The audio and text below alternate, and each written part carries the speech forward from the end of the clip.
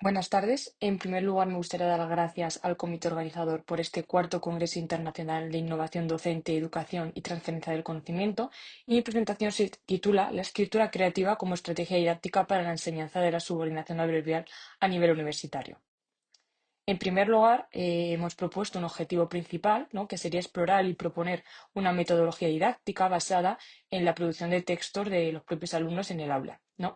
De forma subsidiaria, hemos planteado una serie de objetivos secundarios que serían analizar las principales dificultades a las que se enfrentan los estudiantes, diseñar actividades didácticas, fomentar sobre todo el uso consciente y funcional, en este caso de las subordinadas adverbiales, y finalmente promover una enseñanza contextualizada ya no solo de la gramática, sino también de la sintaxis en particular. Seguiremos con un breve marco teórico sobre la escritura creativa y su relación con la enseñanza, que va a ser el hilo conductor mediante el cual intentaremos que el alumnado mejore sus capacidades o sus competencias a la hora de adquirir este tipo de conocimientos. Y bueno, nosotros hemos comenzado diciendo que la escritura creativa ha sido un conocimiento muy poco explorado, ¿no? De hecho, muchos escritores profesionales añaden que es una tarea compleja, ¿no? Por lo tanto, se plantea la necesidad de estudiar y trabajar y sobre todo investigar este saber específico.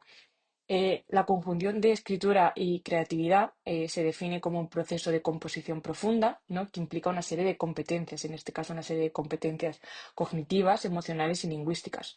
Por lo tanto, también requiere el dominio de una serie de habilidades discursivas, sociolingüísticas y sobre todo estratégicas.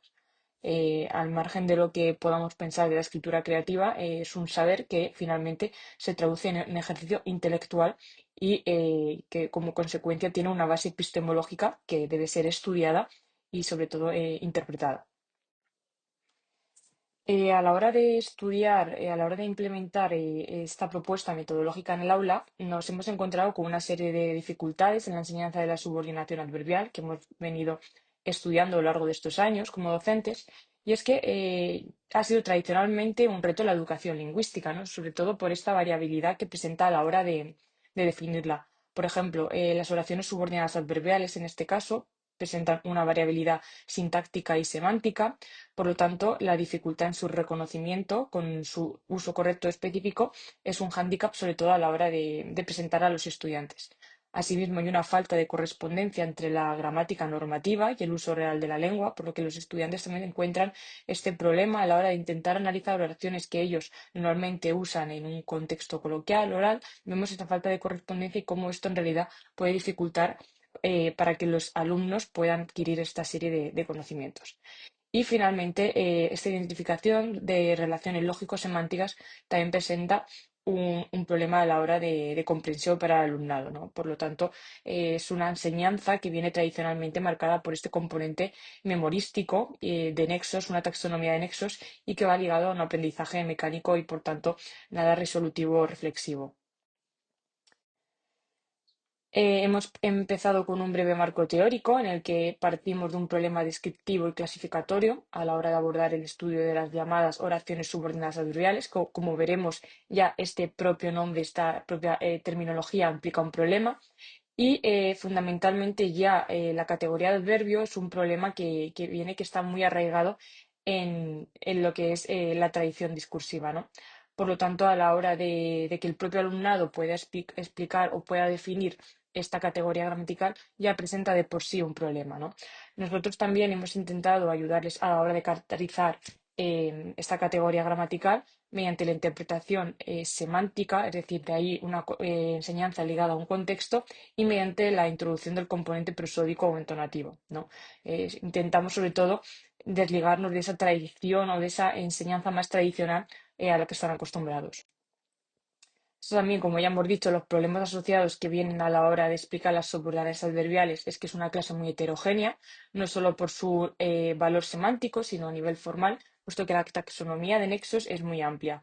Entonces, también el estudiante se enfrenta a problemas de no solo tener una tabla que tengan que memorizar, sino también una serie de estructuras que no se corresponderían con esos nexos, pero que en cambio sí que tienen ese valor adverbial, en este caso oración subordinada adverbial, que está ligado, está fuera de esos nexos tradicionales que ellos conocen. Nosotros hemos dividido las oraciones adverbiales propias y las oraciones adverbiales impropias, pero también nos hemos acogido al concepto de bipolaridad que señalan tanto Rojo como Narbona a la hora de considerar las adverbiales impropias como bipolares. Entonces, nosotros también buscábamos presentar este panorama al estudiantado para que viera que en realidad las relaciones son muy heterogéneas y pueden acogerse en realidad siguiendo una estructura y una lógica a cualquier marco teórico.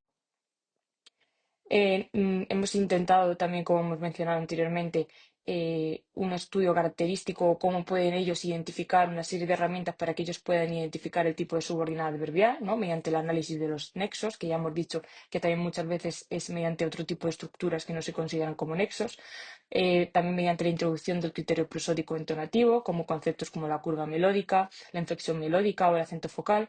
Y también les hemos dicho que este tipo de relaciones abundan en un coloquio espontáneo, ¿no? Para que vean un poco también cómo lo que decimos o cómo la lengua hablada no está tan próxima a la lengua escrita, pero sí que vemos una serie de equivalencias para que en realidad podamos expresarnos de la misma manera, queriendo en realidad decir lo mismo, simplemente que con otra forma.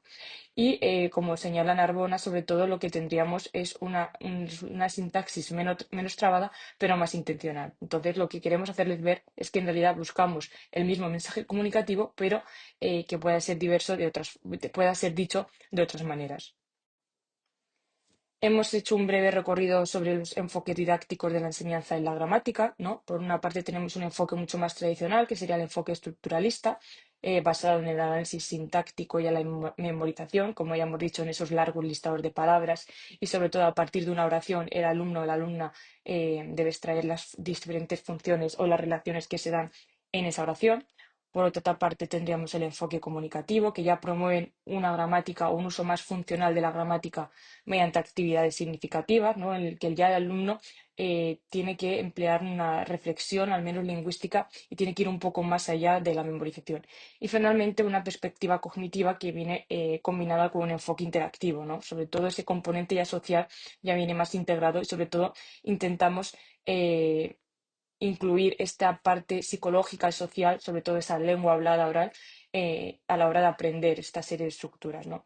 En conclusión, lo que extraemos de aquí es que la enseñanza efectiva de las subordinadas adverbiales debe combinar tanto el conocimiento más tradicional como estrategias de interacción, de análisis o el uso contextualizado de las lenguas.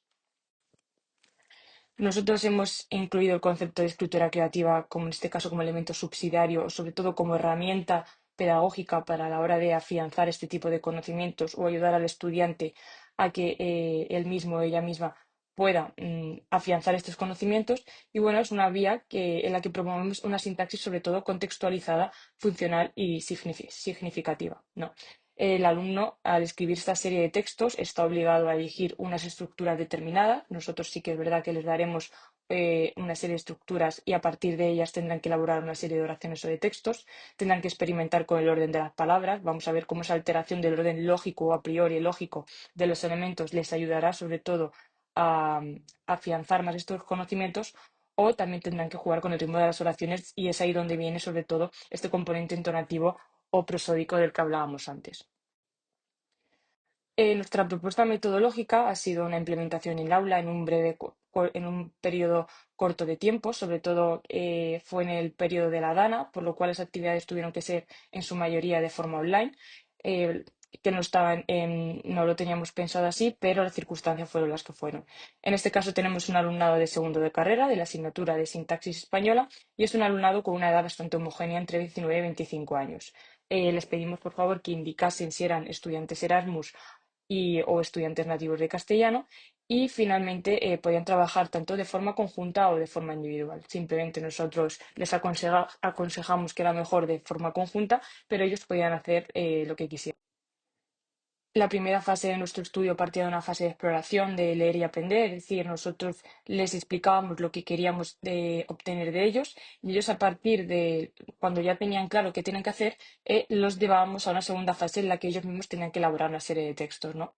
En esta segunda fase, la de crear y redactar, a partir de esta primera fase, les entregamos una actividad en la que tienen que elaborar una serie de oraciones o, en este caso, una serie de textos, ¿no? Aquí, por ejemplo, tenemos un ejemplo, dos ejemplos reales, tanto de un grupo uno como un grupo 2, y sí que, como pudimos comprobar, que efectivamente a partir de ese molde adquirido en esa primera fase de exploración, pudieron implementarla en esta segunda fase, con lo cual sí que les ayudábamos un poco a tener esa idea o a partir de qué camino debían seguir. Esta segunda actividad ya se centraba más en las oraciones bipolares o las oraciones adverbiales impropias que hemos mencionado antes, y a partir de una misma estructura ellos mismos tenían que elaborar una oración que sí que fuera adverbial y otra que no. Con lo cual nosotros buscábamos que, sobre todo a partir de esta reflexión, pudieran darse cuenta de que en realidad una misma estructura no está sujeta a una misma función y que va a depender del contexto de uso. Con lo cual ellos ya mismos tenían que jugar con esta alteración del orden de palabras, y esto les hacía reflexionar sobre el orden lógico a los que ellos tradicionalmente están acostumbrados. Aquí, por ejemplo, tenemos también dos ejemplos o dos respuestas de dos grupos distintos. En este caso, la primera estaba perfecta, pero sí que vimos cómo esta actividad segunda les costó un poco más, y en rojo he señalado cómo diferentes estructuras pues, han sido elaboradas de manera no como esperábamos, pero sí que les ha ayudado a reflexionar sobre el uso de la lengua. También les propusimos una actividad final a partir de un texto de uno de los grupos que estaba perfecto, y a partir de ahí tuvieron que extraer todos los conceptos que habían estudiado en este tema de la subordinación adverbial. Con lo cual ya era un enfoque un poco más teórico, pero sí que se les pedía que reflexionasen sobre todo de un texto que ya estaba creado por ellos mismos. Y finalmente tenemos una fase de revisión, de corrección y colaboración, en las que pusimos diferentes textos para que ellos mismos vieran los errores, los estuvimos comentando todos juntos y juntas, y tuvieron que reflexionar sobre su propio proceso de aprendizaje. Hicimos una lluvia de ideas, cómo lo hubieran mejorado, hubieran implementado otra serie de ejercicios. Entonces, bueno, a partir de una escala de Likert del 1 al 5, valoramos una serie de preguntas, ¿no? Vimos que en general los resultados son muy positivos, los alumnos estaban contentos y satisfechos. La mayoría pedían que este tipo de actividades podían implementarse en el resto de otras asignaturas. También vimos como, por ejemplo, muchos de ellos dijeron que sí que había una relación entre la lengua y la literatura, puesto que nosotros queríamos ver cómo, sobre todo, la lengua y la literatura son dos conceptos que en realidad están muy relacionados. Entonces, bueno, buscábamos un poco también para no hacer esa división siempre que encontramos en el grado de estudios hispánicos de lengua y literatura, y cómo en realidad esta imbricación pues sí que podía favorecer el aprendizaje en nuestra asignatura. Le dejamos también un espacio para que hiciera una serie de comentarios libres. Sobre todo el comentario que más nos llamó la atención fue el tema del tiempo, y es verdad, puesto que al final esta implementación docente podía desarrollarse más en un contexto pues, mucho más amplio.